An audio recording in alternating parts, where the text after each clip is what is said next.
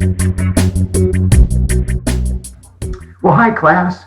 4 things I want to talk about in today's Zoom recording. First, just a little review on the difference between an informative and a persuasive speech. Most of you are doing a pretty good job understanding the difference, but I just want to clarify that for some of you a little bit more. I also want to spend some time talking about the informative speech assignment. Most of you have your outlines turned in, and you'll be submitting your video of your informative speech at the end of the week. So a couple comments there.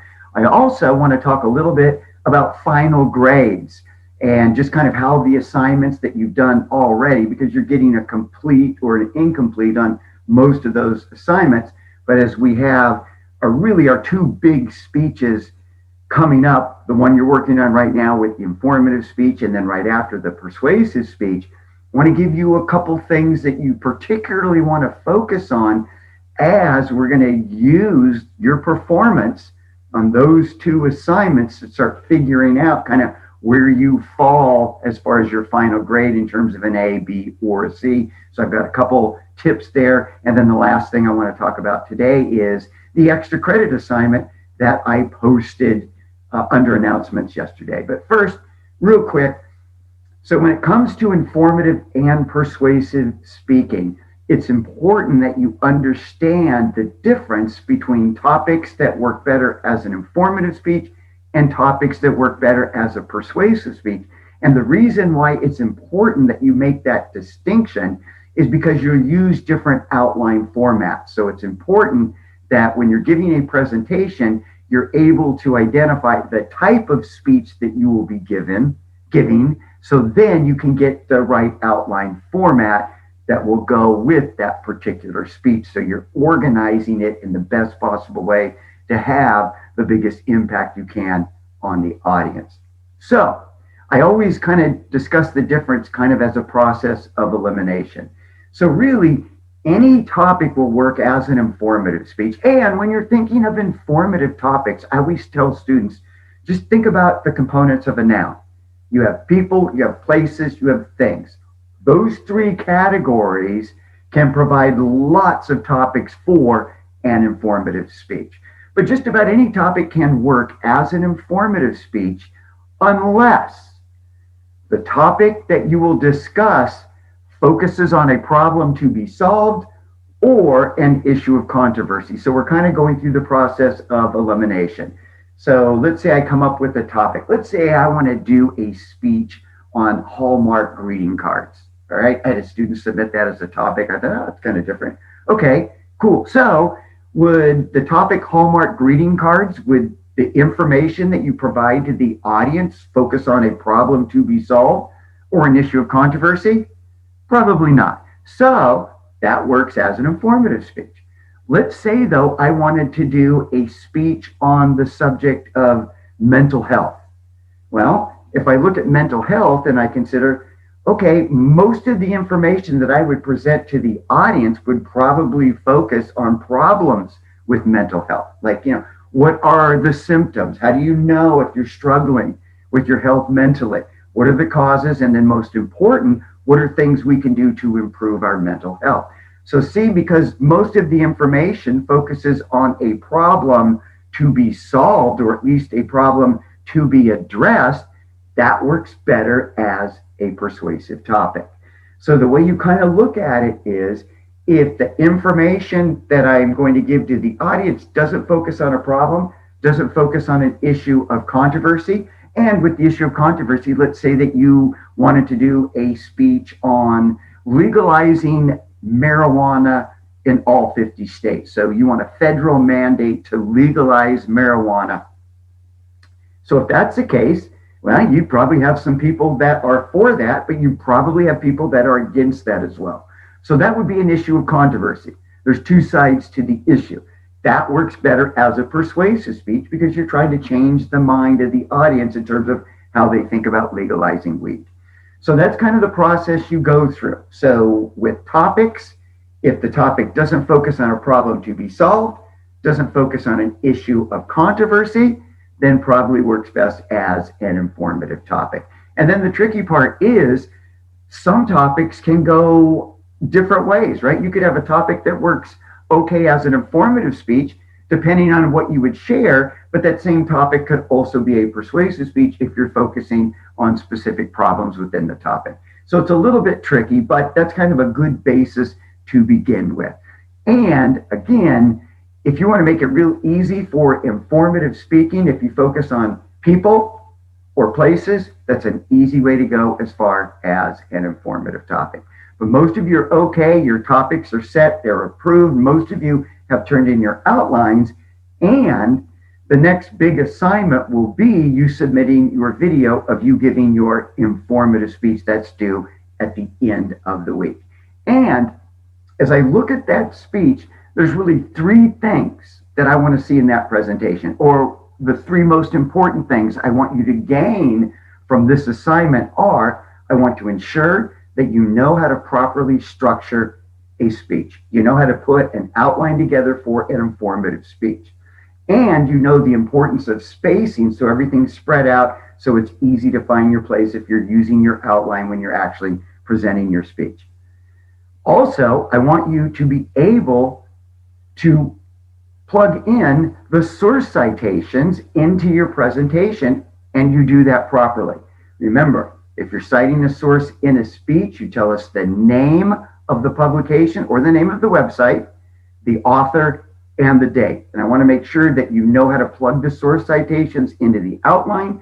I want to make sure that you know how to actually present the source citations in the conversational flow of your speech. So I want to make sure that you have that down. And then third, I want to make sure that you understand the importance of practice when it comes to public speaking. Look, the key to being a good speaker is to practice your speech. I mean, it's really that simple. It's just a matter of preparation, effort, and hard work. That's why you have a week between submitting your outline for the informative speech and then delivering the presentation, because I want you to have time to practice. In my 18-week class, they're already done with the informative speeches, and most students did a really good job, especially the ones who practiced their presentations. But I had several students who turned in their outline the same day they turned in their video presentation. Needless to say, those were not effective presentations. It was basically just watching somebody read a speech.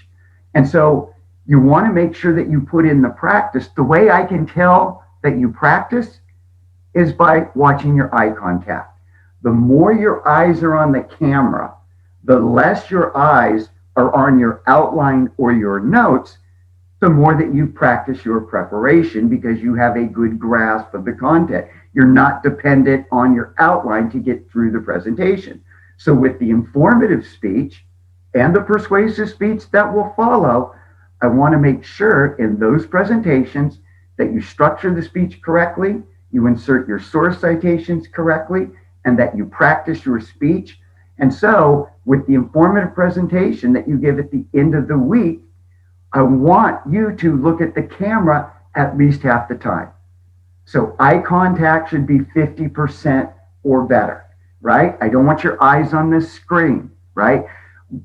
You're not going to engage your audience. You're not going to have much of an impact on the audience. It's going to be difficult to maintain the attention of your viewers who are watching if you don't look at them. I mean, what we don't want to happen is for us just to watch you kind of off to the side. I've got my outline here, and you're just reading your speech, never even looking at the audience. So to the viewers, it's like we're watching you read a speech to your imaginary friend. And I get you're alone, you're in your room, and you're speaking to a laptop, a computer, or a phone, but you've got to create the illusion, the impression that you are speaking directly to the audience. And to do that, you have to look at them. So eyes on the camera at least 50% of the time. That's what I want to see in the informative speech. What I'd like to do right now, too, is just to make sure that we're clear on the structure. And again, most of you who submitted your outlines did a pretty good job overall. But some of you struggled a little bit with the spacing. Some of you struggled with the source citations. And a few of you were still leaving out transitions. So let's do this. Let's go to the modules right now. And I just want to show you the two sample outlines for the informative speech that you can use and use as a guide to ensure that your outline is done properly and that your source citations are correct. Let's go ahead and look at a couple of those outlines. Okay, so we're on the Canvas module here for the class. We're dealing with the module for the informative speech. And if you go right here, informative, sample speech outline, and you go ahead and click on that, here we have a sample outline for the informative speech. And so you just want your outline to look exactly like this. And when I'm talking about the spacing, notice here, in the attention getter, I have 6 sentences. So this could be a paragraph, but I don't want it as a paragraph. I want everything spread out. So in case I get halfway through my attention getter when I'm delivering my speech, it's easy for me to glance down and find the next line. See, notice I have 6 lines in the in the attention getter. And a good rule to follow when you're putting an outline together is 1 sentence per subpoint. And I don't mind here, like with the format, Roman numeral 1, big A, that stuff doesn't really matter to me, right? As long as you have the headings, and I mean, these could be dots, doesn't matter, but I want the information spread out so it's easy to find. And so you just want to make sure your outline looks like this. Notice in the significance, that's where your first source citation is due. And remember, you want to cite the sources in the speech, so you've got to work it in to the conversational flow. So we don't want source citations in parentheses here at the end, because that doesn't indicate how you weave the source into what you actually say in the speech. So you got to write it into the text of the speech, because you're going to say your source citation in the speech. And notice, here in this source citation right here, I've got an author, I've got the name of the publication, and I have the date. That's all I need. Don't need the title of the title of the article. Those are usually longer and harder to remember anyway. I don't need the edition. And if you're using a work and you have multiple authors, just give us the name of the first author, right? That we don't have to remember everybody else. Because if I have that first author, the publication, and the date, I can find that information. So you want to make sure that your outline is evenly spaced out so it's easy to find each line.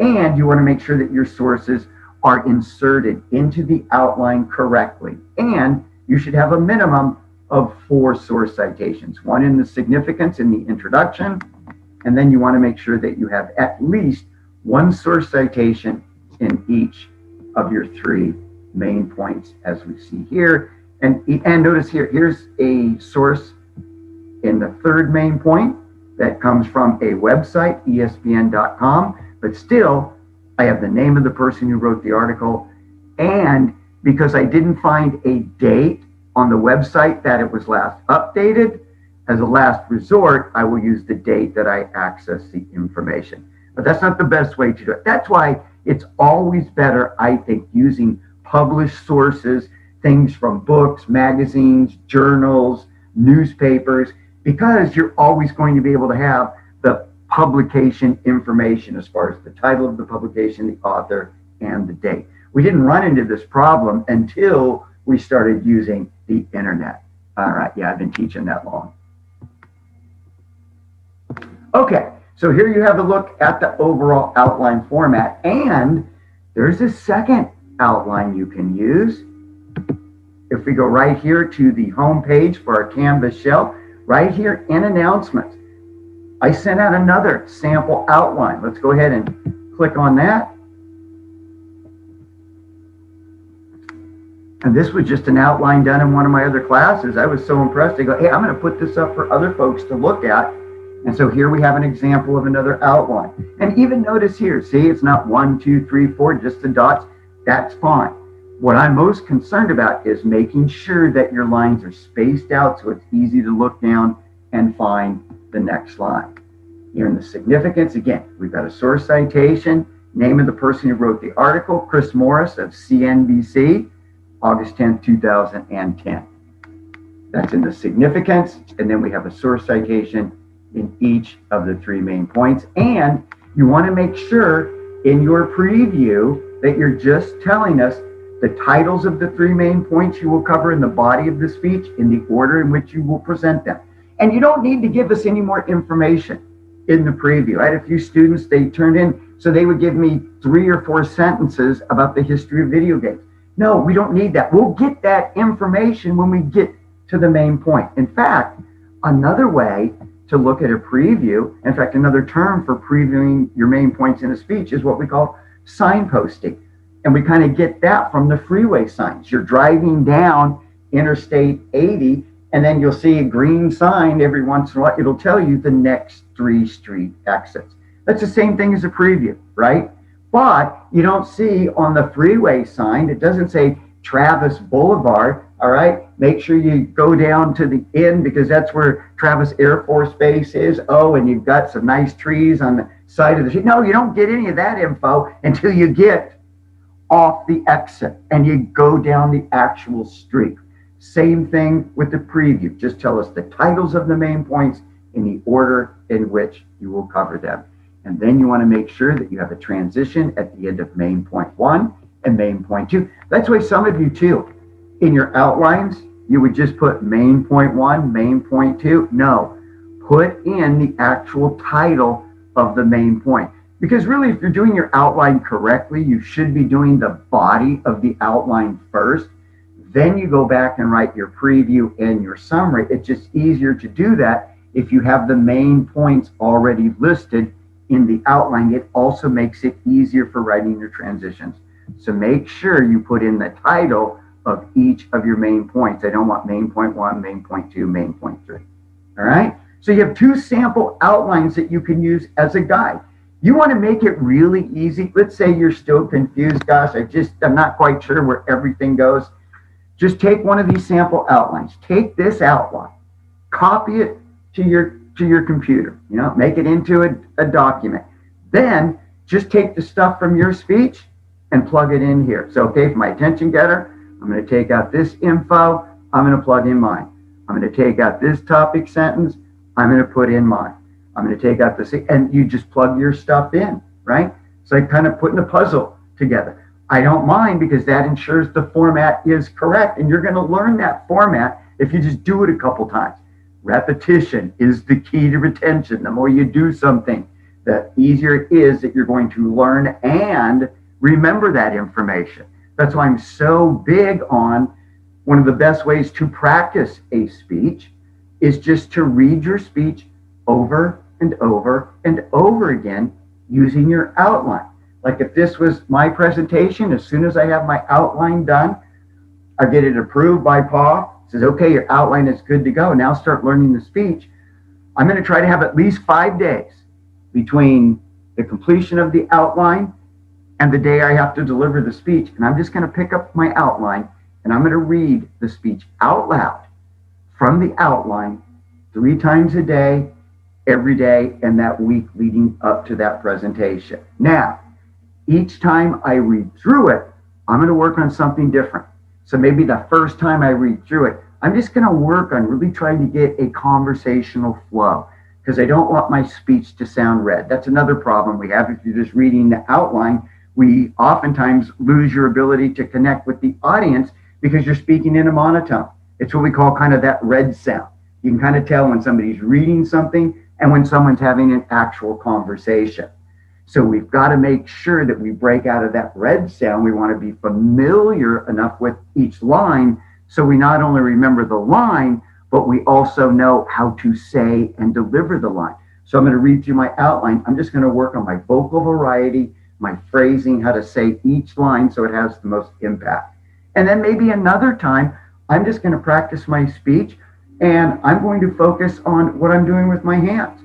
Maybe I want to get involved and get some gestures involved in the speech.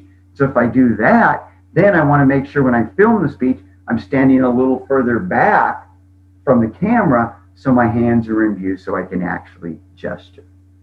Another time, you may want to go through the speech and just see how long you can look at the camera without having to glance back down to the outline. Probably that starts happening about day 3, day 4. But then as you practice your speech, you're just trying to see, it's almost like holding your breath, trying to see how long you can get through your speech before you have to glance down.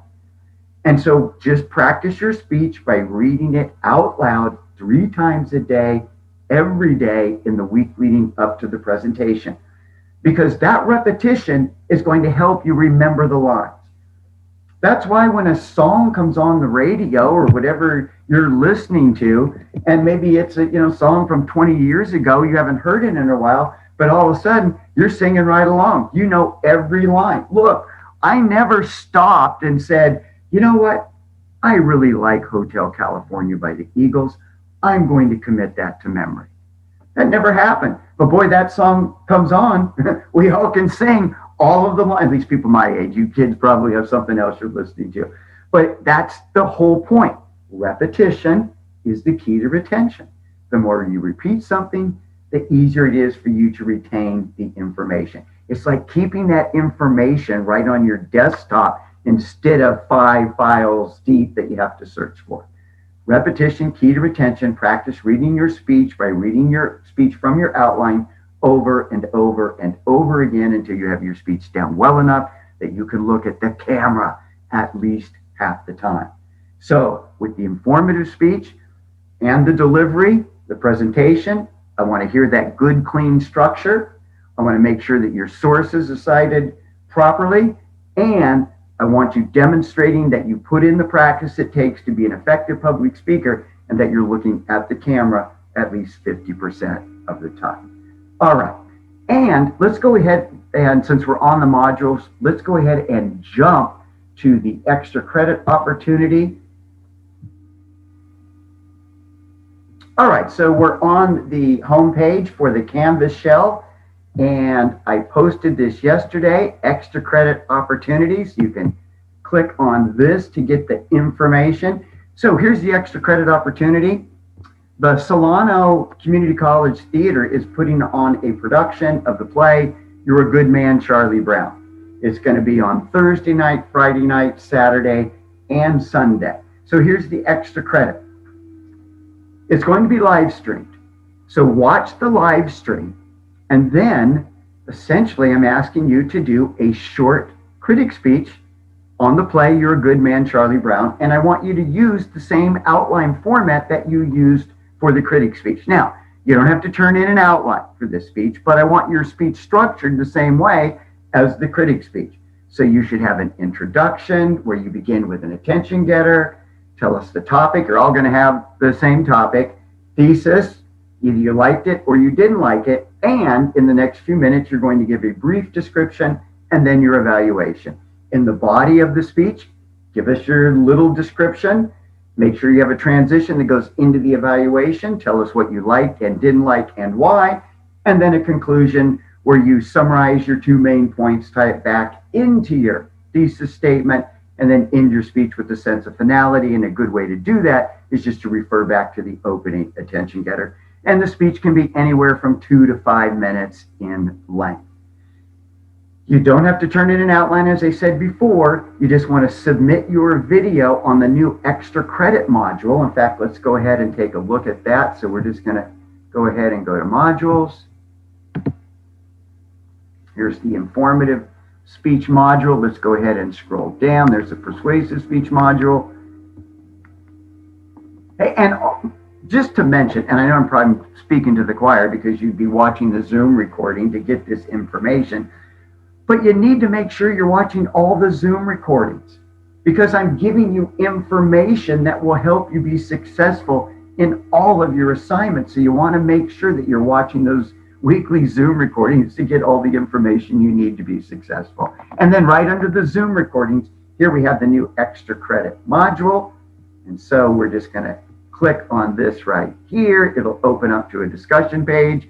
And then you just submit your video under reply, click reply just like you've been doing with the rest of your speeches, and make sure you embed your video. But extra credit, and that's a great opportunity. If you've missed a speech or an assignment, you can use this to trade or make up for that missed assignment. So great opportunity. The one thing I'm not sure of is if I will have access once we're done with the live streams. There might be some copyright issues. So you want to make sure, if at all possible, that you actually watch one of the live streams, and it's free. You have to go to the theater webpage, and if you just watch that video I have posted with the extra credit assignment, in fact, let's click on this right here. And here's the submission page. So you're just going to go right down here. You're going to hit reply and then embed your video. Okay? All right. So as we get to the end of the semester, and again, we've got 4 weeks remaining and still 2 big assignments out there, your informative presentation, and then we'll do the same thing we did with the informative speech, but with the persuasive speech. So you'll be turning in an outline, and then a week later, you'll be delivering that presentation. But you've been getting completes, hopefully, or incompletes on your assignments for the most part up until this point. And so with the end of the semester or the 8-week session right around the corner, we also have to start thinking about, okay, how do those completes kind of translate into the letter grade you get at the end of the semester? And remember, you'll have an impact on your final grade. And a lot of your final grade will be based on how well you think you've met your goals that you established at the start of the semester. And so as we get close to the end of the semester, you probably want to go back and watch your introductory video and make sure you jot down what your 3 goals are. Half the time we forget those goals once we get into the semester, but you want to remember those goals because how well you meet those goals will have an impact on your final grade. So you want to be aware of those. And like if one of your goals is, I really want to learn how to control my vocal inferences, like saying and you probably want to make sure in these next 2 presentations that you're not using vocal inferences. If one of your goals was to become more comfortable and look more confident as a speaker, probably really want to focus on looking comfortable and confident as you deliver these next 2 speeches. So you want to be aware of your goals and how well you meet the goals you establish for yourself for the class has an impact on your grade. And I already told you what I'm after. I'm after 3 big things. I want to make sure when you leave this class, you know how to structure a speech and you know the different structural formats that go with the different types of speeches. I also want to make sure that you know how to incorporate source citations into the flow of a speech because that's quite a bit different from what you've been doing as far as doing a works cited page for your written papers that you're turning in. So with public speaking, we don't have a works cited page, but we're learning how to cite sources during the conversational flow of the speech. And then third, I really want to make sure that you understand the importance of practice because when it's all said and done, being a good public speaker is really a result of effort, hard work, preparation, and practice. The work you do between writing the speech and delivering the speech probably has the most impact on the overall effectiveness of the presentation. And so those are the 3 things that I'm looking at in these next 2 presentations. So you want to make sure on my end that you're doing a good job structuring your speech. Use the sample outline. I can't make it any easier. I'm going, here's what an A outline looks like. Just make your outline look exactly the same. And I want to make sure that you understand the importance of practice, and the best way to determine that is by how well you're looking at the camera, i.e. your audience, when you're giving a speech, right? So one of the keys with giving a presentation is to be familiar enough with the information that you're not tied to your notes, you're not tied to the outline. And again, that's why the spacing is so important in the outline, so you can glance down quickly, find your spot, look up, and continue on with the speech. So in both the informative and the persuasive presentations, I just want you to be looking at the camera at least half the time. So 50% eye contact. And so what I'm going to do with the next 2 speeches, both the informative presentation and the persuasive, is I'm listing and evaluating, and I'm giving just about everybody a complete who does the presentations, but I'm also taking notes. And I have 3 categories. I have the A category, the B category, and the C category. If you do your presentation of the informative speech and the structure and organization is intact, you cite your sources properly, and you have 4. They're all cited properly in the speech. And if you're looking at the camera, at least 50% of the time, your name goes in the A category. If you miss one of those 3, Let's say that your speech is structured really well, your source citations are perfect, but you're just kind of reading your outline and never really looking at the audience. Then eye contact not there. Now you're in the B category. If you're missing two of the three, you're in the C category. So you want to make sure as you prepare for the presentation of your informative speech and the presentation of the persuasive speech that you're meeting your three goals that you established for yourself for this semester or for the 8-week session. And you also want to make sure that your speech is structured properly, the source citations are done correctly, and you've practiced your speech well enough so you can look at the camera, i.e. the audience, at least 50% of the time. All right, have a good week, work hard, give me your best effort, put the work in, do the practice it takes to be an effective public speaker, and practice does wonders for your confidence. Have a good week.